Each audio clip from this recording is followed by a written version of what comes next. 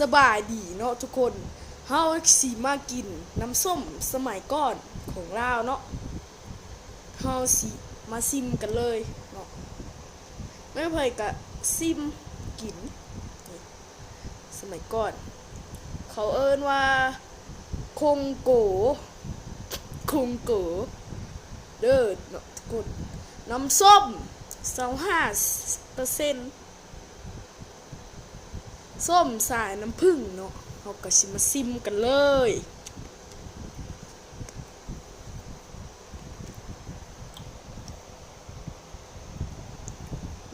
ชิมเลยเนาะ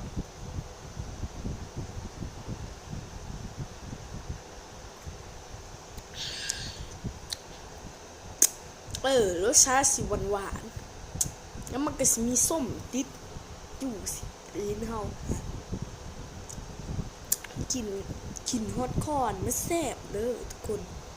ไปหาซื้อได้เนาะส้มสมัยก่อนนี่น้ำส้มสมัยก่อนเด้อไปหาซื้อได้เด้อบ๊ายบาย